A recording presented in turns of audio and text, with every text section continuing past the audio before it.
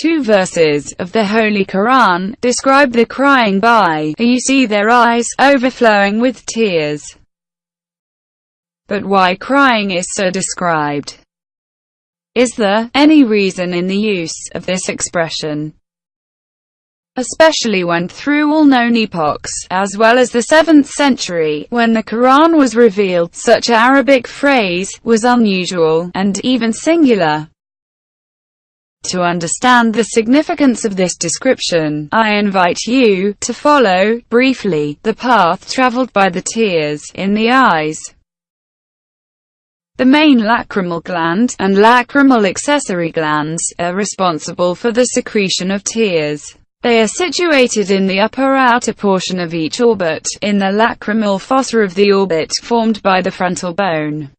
From the lacrimal glands, tears and tear film cross several ducts to reach the inner edge of the upper eyelid, from which they flow on the outer surface of the cornea and conjunctiva of the eye, in order to wash it, disinfect it, and raise its moisture content. Then, they reach the corner of the eye, or lacrimal lake, and rush in the lacrimal puncta, in order to pass through the upper and lower lacrimal ducts, to reach the lacrimal sac. From this reservoir, tears then head to the nasolacrimal canal, and rush finally, in the nasal cavity. But, in fact, this flow is not purely gravitational. Indeed, it is assisted by a pump which allows him to evacuate more easily tears to the nasal cavity. That happens during the flickering of the eye. Effectively, when the eyelid is folded back, muscle and ligament responsible for this are in a such state that the upper and lower lacrimal ducts will be under pressure, which would result to discharge the tear fluid they contain to the lacrimal sac, and from there to the nasal cavity.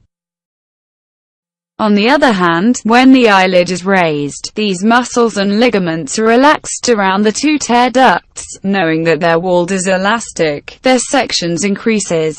Then they increase in the volume, and a depressurization appears within him, which has the effect of sucking the tears that had accumulated earlier in the lacrimal lake.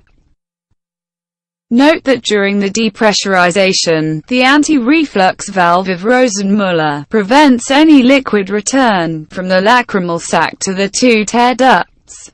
Thus, under normal conditions, to evacuate its tears, the eye has a pump that draws tears from the lacrimal lake, and discharges them to the lacrimal bag. However, in special conditions, such as during the sensation of pain, or sadness, or joy, or also when the eye is harassed, or even when you peel an onion, it emerges from it, the propaneal oxide, who in arriving to the eye reacts with tears water, to give sulfuric acid, very irritating to the eye. The glands secrete a greater amount of tears, the lacrimal pump is overloaded, the lacrimal sac is filled completely, then appears the flow of tears from the nose. At that time, the tears, being unable to take the lacrimal pump way, they overflow from the eyes, and roll down the cheeks. Finally, we conclude that tears flow in the eye, all the time, night and day, in a route inside the eye, and are therefore not visible from the outside. But during the crying, lacrimal glands are shedding too many tears. The lacrimal pump is racing, the lacrimal sac is overfilled, and tears appear at nose. At this moment, tears, which cannot be evacuated by this path, then they overflow the eyes, and stream down the face. Today, scientists define the crying by an overflow of tears from the eyes. It is precisely to this conclusion of overflow to which contemporary science has arrived, who is affirmed, unequivocally, twice, in the Holy Quran, since the 7th century. You will see their eyes overflowing with tears. This is the Quranic verse. ترى أعينهم تفيض من الدمع مما عرفوا من الحق. They turned back, while their eyes overflowing with tears. This is the Quranic verse. تولوا وأعينهم تفيض من الدمع حزنا ألا يجدوا ما ينفقون.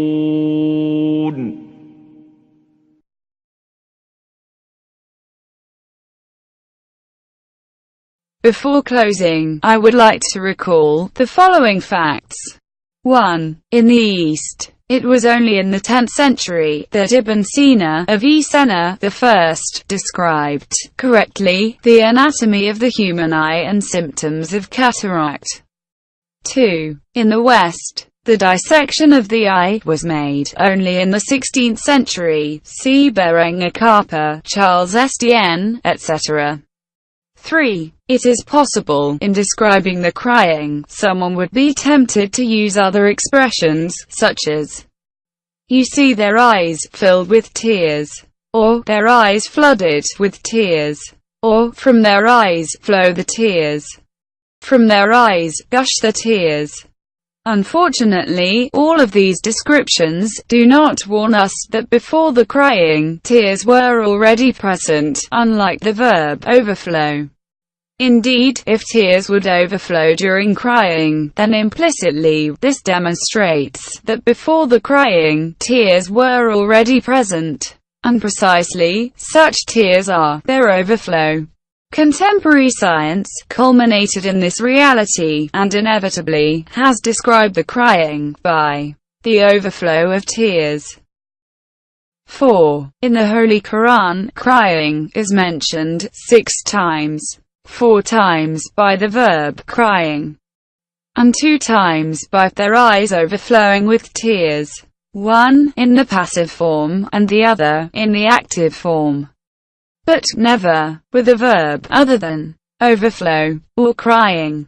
5. Note, in Arabic literature, or in the spoken language, the phrase, eyes overflowing with tears, is not an usual expression, nor in the 7th century, when the Holy Quran was revealed, neither before the 7th century, nor even after it was employed by the Holy Quran.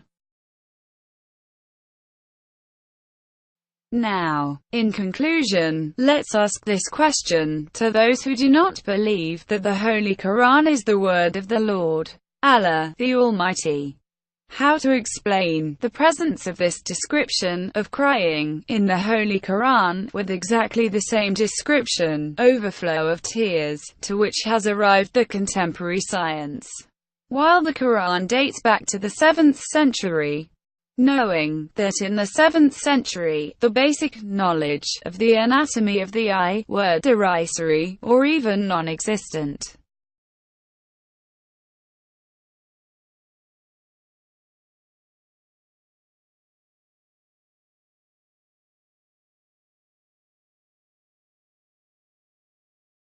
Thanks for your attention.